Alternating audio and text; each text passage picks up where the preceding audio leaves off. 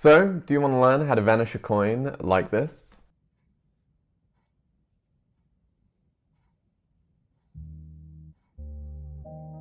Well, if you do, stick around and I'm going to show you. So when I first started this channel, I didn't want it to become like a tutorial channel on how to do just sleight of hand moves and stuff like that, because there's plenty of other resources out there which would be able to teach it much better than I can. But recently I was putting together an explanation for my cylinder and coins routine I was going to put up as a download for anyone that wants it. And there's a vanish that I came to in there which I'd forgotten the name of, so I did a quick bit of research, found out what the name was, and it turns out it's called the Himber Vanish. It's a classic vanish in Magic, which kind of any good coin magician will know. And I started looking at other people doing it, and there were tutorials on YouTube of how to do it and stuff, but to me none of them really showed it all that well. And since it's already out there and people know it, I may as well try and do my best to teach it how I think is the right way anyway. Again, I might be wrong, this might not be the right way to do it, I might be a moron, but if you like the way it's done, go ahead, take my tips, and if you don't like it, then, you know, do something else. So without any further ado, let's get straight into it. So I forgot to put this in there, but the Himber Vanish was first put out by Richard Himber in 1976, and also like and subscribe. So there's two ways to kind of do this vanish. There's the normal way, which is like this, and then you can also add a retention in, which looks like this.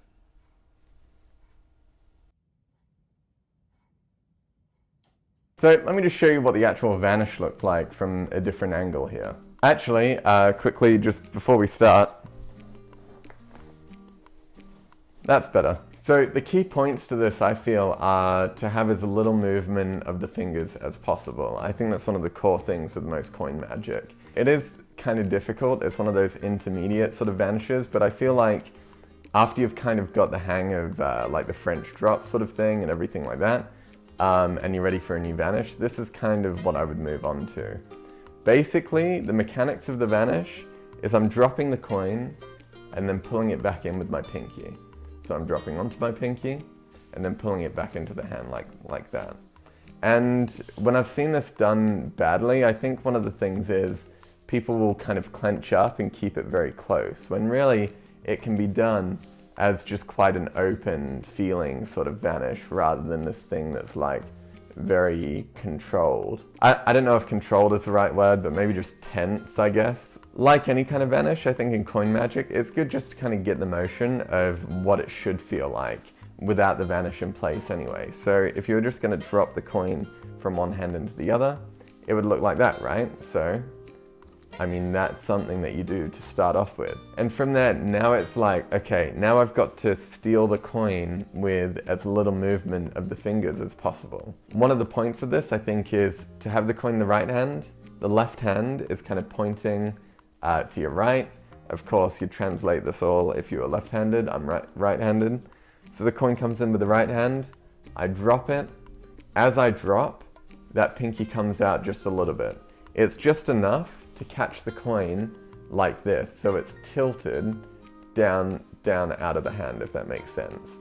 You don't need to catch it right on the pinky, and you don't need to catch it, you know, perfectly on the pinky or anything like that. I think the main point is that it lands on the pinky slanted downwards like that. So I do that, I catch it, and one of the things that helps is as I close the hand, the fingers, you'll see the fingers kind of help. So the fingers close and pull that coin over to now where it's balanced on my pinky. As that happens, I close the pinky, it closes into the hand and goes into this, I think that's like a nowhere palm or something there. So that's kind of the move. So I'm here, I drop, the fingers close, it gets pulled in, and I've got the vanish like that. Boom, boom. Boom, boom. So a good drill to kind of practice with this is just getting the motion of learning how to drop that coin onto the pinky every time. And I've done this to the point where it feels weird just to put it in my hand normally. I much prefer just sticking out my pinky and catching it. It will take some practice and muscle memory just to get the hang of it. And I think it's probably easier with a big coin. This is a Morgan dollar. But actually, hang on, let me see. Yeah, so this is a $50. No, I guess a little bit trickier with a smaller coin, so you're probably going to want to use something a bit bigger. Just because of the weight and stuff, you've got to be a bit more careful with it, I guess. But it's still the exact same sort of premise where you just want to learn to drop that coin just onto that pinky. So now once you've got the hang of just dropping that and you kind of got the vanish together where you can drop it into the hand, pull it back, and then show it empty, you can add a little bit extra in there. So like people kind of say with the French drop, when you add a retention into the French drop, where as I come in, I leave these fingers open so that when I close them at the last minute, you get that little flash of the coin still being in the hand. You can do the exact same thing with this vanish, where when I drop it, I'll drop it, and then you can actually flash the coin before closing the hand and showing that it's gone, right?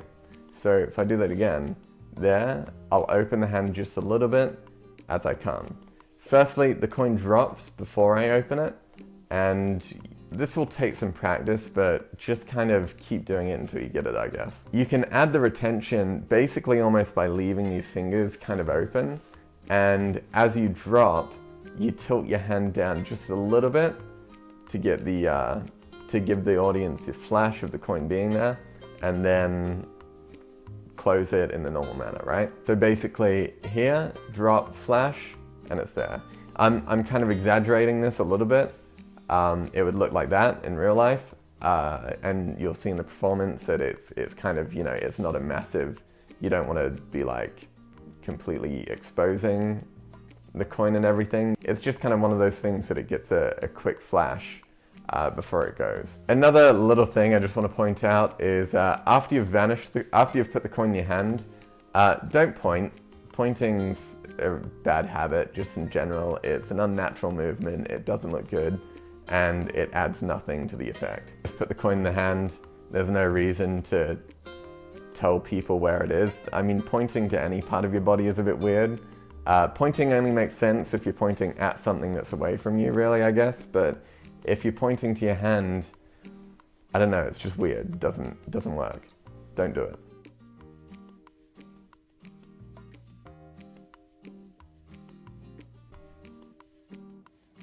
Here's something else that I kind of forgot about. I came up with it a little while ago. It's probably not mine, it's probably been done somewhere else, but here's the idea anyway. It's pretty much doing the Himber Vanish after you've put the coin in your hand, so it looks something like that, I guess. And so all that's happening here is I'm putting the coin in my hand. As I close the hand, that pinky comes out, and the coin is then flipped onto the finger as I then pull it back into the hand. Again, it's something that I've never really done. Somebody else has probably come up with it before, but I thought I'd just include it on here. Anyway, so they had my tips on the Himber Vanish. I'm doing this on day 9, I think, of being in quarantine. Now I've just got to figure out what to do with the rest of my day. I've been sitting here for a while. I might sit over there a bit later before moving over there, and then I'll probably go to bed and that'll be it. To be honest, I'm kind of just sick of being at home. I don't know, is the opposite of homesick still homesick? And if you enjoyed this content, feel free to like and subscribe. Also, go back, check out some of my other videos. I've got some other tricks that I've created up there, which you also might enjoy to check out. Thanks again for watching. I'll see you in the next video.